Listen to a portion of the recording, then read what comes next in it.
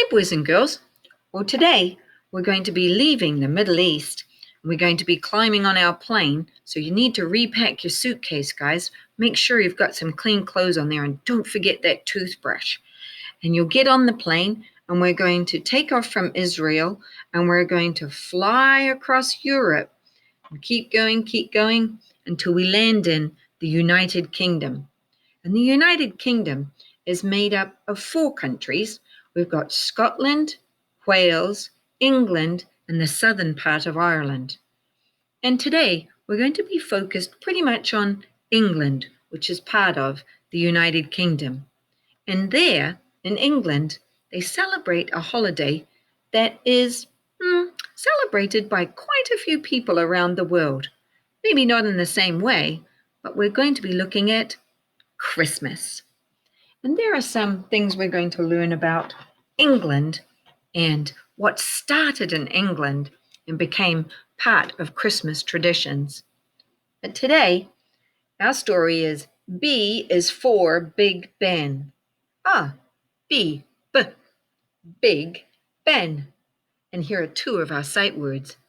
B is for Big Ben and England alphabet. Now, Big Ben is the nickname for a very famous clock that happens to live in England. So let's go take a look at some other information we can get about the country of England, which is part of the United Kingdom and celebrates the holiday of Christmas. And this book is written by Pamela Duncan Edwards, and it's illustrated by Melanie Rose. I think Melanie Rose drew some very good pictures. You need to turn the pages carefully, like we would in all of our books. And here's a very famous bridge. This bridge is in the capital city of England, which is the city of London. And guess what the name of the bridge is? Yeah, London Bridge. You might have heard about it. London Bridge is falling down, falling down, falling down. So this is that bridge. The bridge is real. Here is an informative map which shows you the country of England, which is the biggest country that makes up part of the United Kingdom.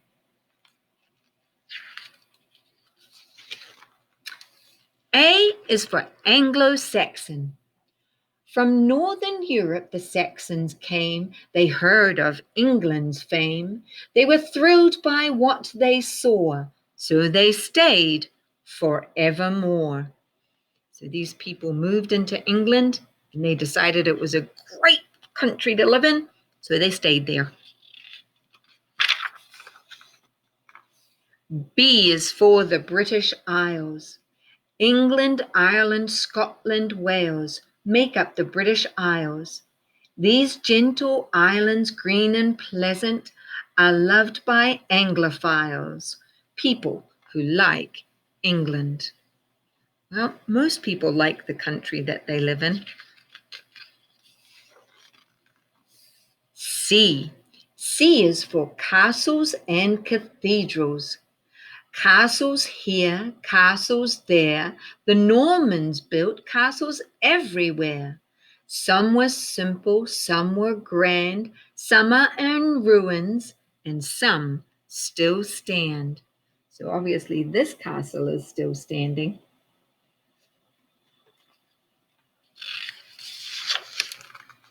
D. D is for the Doomsday Book. When the Normans conquered England, the new king did command, record the name of everyone who lives in this fair land.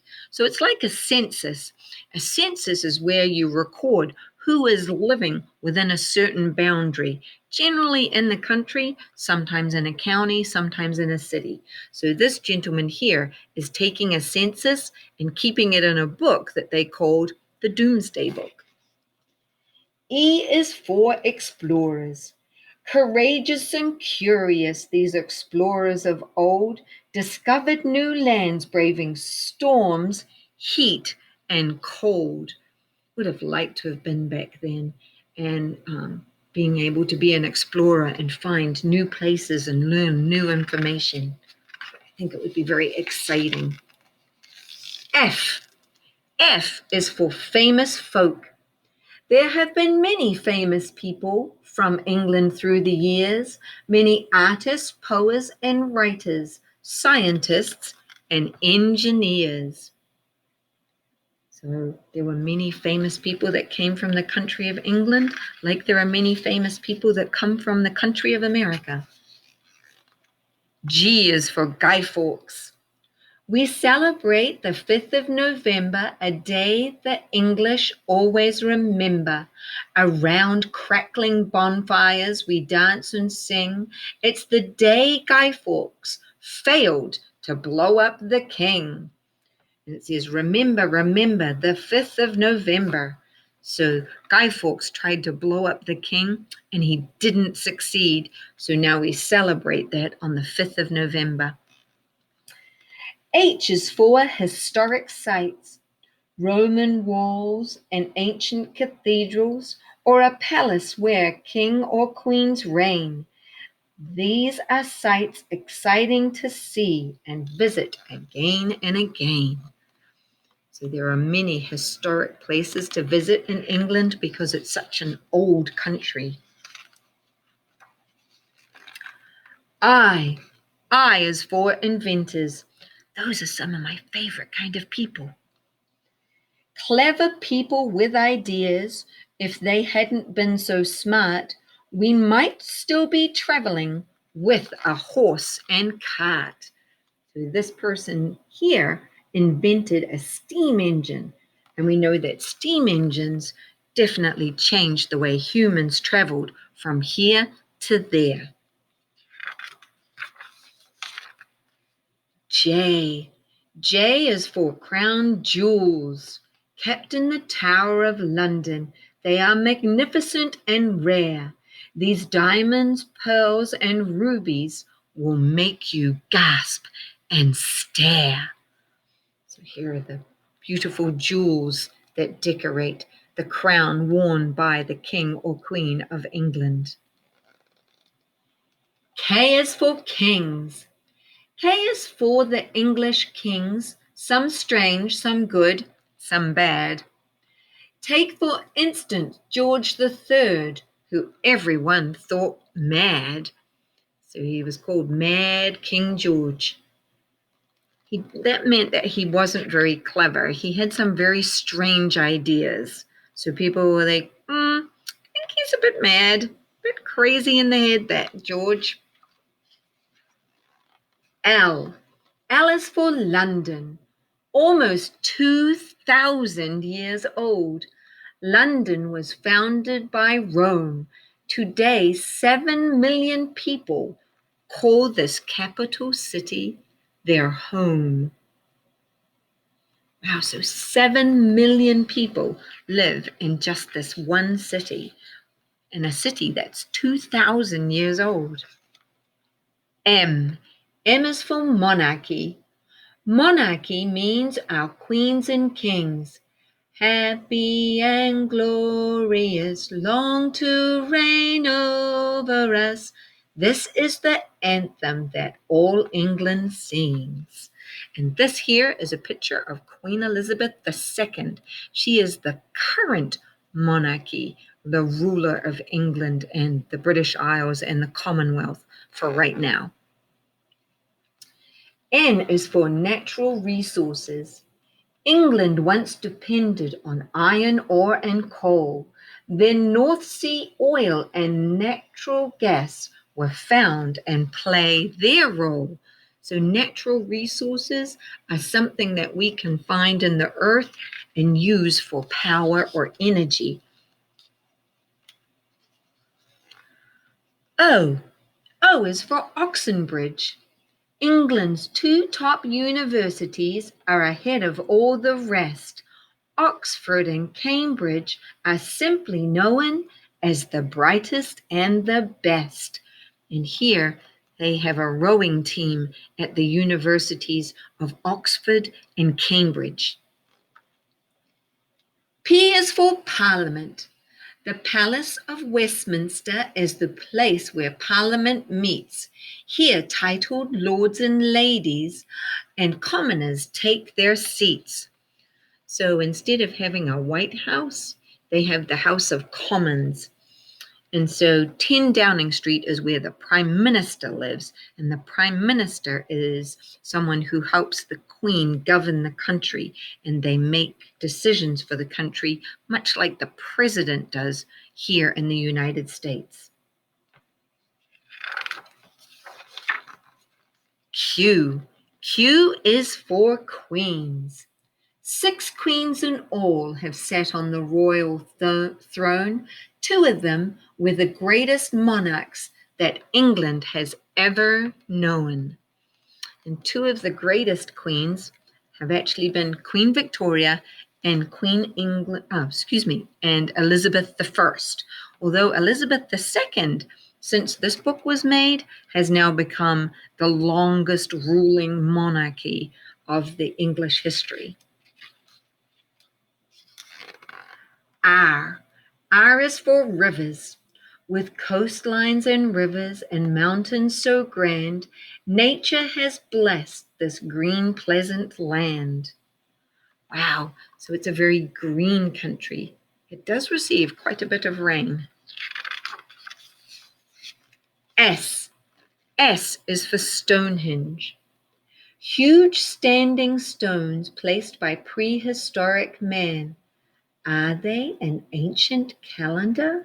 Or perhaps this is where a temple was planned. We don't know because the people who created it are now long gone. So there's no one to really ask what the idea behind Stonehenge really was. T. T is for transportation. By land, sea, and air, we travel around, and some of our trains run under the ground. That's much like the metro you'll find in many big cities here in America. Same kind of idea. U is for the Union Jack. The proud United Kingdom flag flutters red, white, and blue. It's the flag of England, Scotland, Wales, and Northern Ireland too. Oh, there we go. I know another country that has a flag that's red, white, and blue that also has stripes on it. I wonder what flag it might be. See if you can think of it. V. V is for HMS Victory. Lord Horatio Nelson stood on deck in a famous battle at sea. This brave and valiant captain soon made the enemy flee. To flee means he made him to go away. So when you flee the scenes, it means you're running away from it. W. W is for William Shakespeare. This well-known clever playwright is the world's most famous Will. He wrote plays and poems and sonnets on a parchment with a quill. And parchment was an old style of paper, and a quill is the early form of the pen. X is for exports. When we sell goods to other countries, the money that we earn helps us pay for all the things we buy from them in return. Y. Y is for the yeoman warders. These are men who guard the tower where many still believe a queenly ghost walks every night, her head beneath her sleeve. So that means she was beheaded and she puts her head under her arm. So they call that beneath your sleeve. But these are the brave yeomen that guard the tower. Z is for zero. Are you in the east or west when you stand here? This imaginary line will make it very clear. So the east or west of England, if you have one foot on this side, you're in East England. And if you have your foot on this side, you're in West England.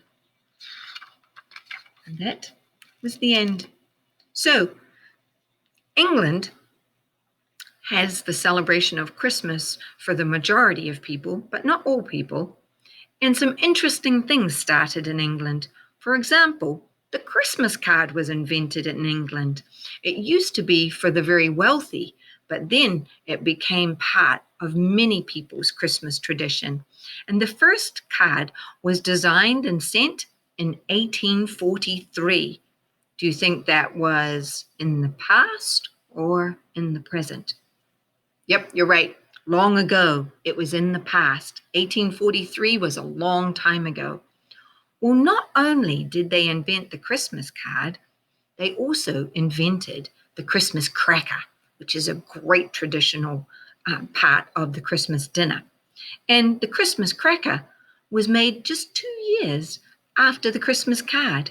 So that was in 1845. And a lot of people thought it looked like a really great piece of candy.